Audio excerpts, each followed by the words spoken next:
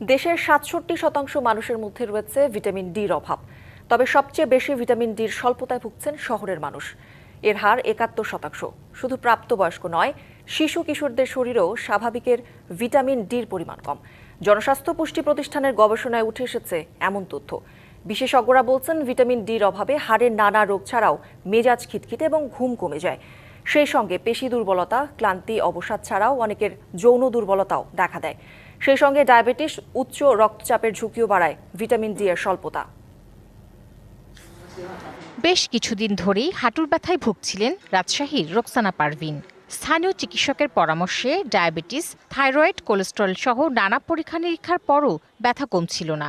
ঢাকায় চিকিৎসকের শরণাপন্ন হলে ধরা পড়ে তিনি ভিটামিন ডি স্বল্পতায়, হাঁটু ক্ষয় বা অস্টিওপোরোসিসে আক্রান্ত। ঢাকাতে আসার পর ডাক্তার আমাকে দেখলো, দেখার পর বলছে আপনার ভিটামিন ডির অভাব আছে, আর এই যে হাড় ক্ষয় হয়েছে, আপনি ব্যায়াম ট্যাম কিছু দিলাম না, আপনাকে ওষুধপত্র দিলাম, আপনি 2 মাস পরে আসবেন আমার কাছে।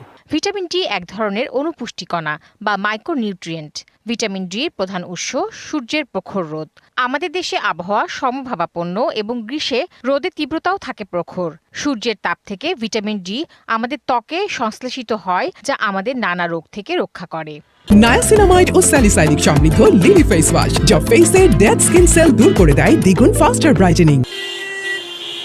সম্প্রতি জনস্বাস্থ্য পুষ্টি প্রতিষ্ঠানের জানুয়ারি থেকে জুলাই সময়কালে করা এক গবেষণায় দেখা গেছে, গ্রাম শহর মিলিয়ে বাংলাদেশের মানুষের শরীরে ভিটামিন ডির গড় ঘাটতি 7%। তবে সবচেয়ে বেশি ভুগছেন শহরের মানুষ। নগরের ৭১% মানুষের শরীরে রয়েছে ভিটামিন ডির ঘাটতি। আর বয়স বিবেচনায় কিশোর কিশোরী ও নারীরা ডির স্বল্পতায় বেশি ভুগছেন। চিকিৎসকরা বলছেন, একজন মানুষের শরীরে প্রতিদিন 400 নিউট্রিয়েন্ট ভিটামিন ডি প্রয়োজন। এর 10 থেকে 15% আসে খাদ্য থেকে, বাকি 85 থেকে 90% উৎস সূর্য থেকে। সকাল 10টা থেকে 3টার মধ্যে প্রখর সূর্যালোকে শরীরের 15% ওই সূর্যালোকের ভিতর যে রেটা আছে, আমাদের এই স্কিনের নিচে সুপ্ত অবস্থায় ভিটামিন ডি থাকে। সেই ভিটামিন ডি এখানে যেটা আছে, এটাকে বিক্রিয়া করে এটাকে অ্যাক্টিভেট করে।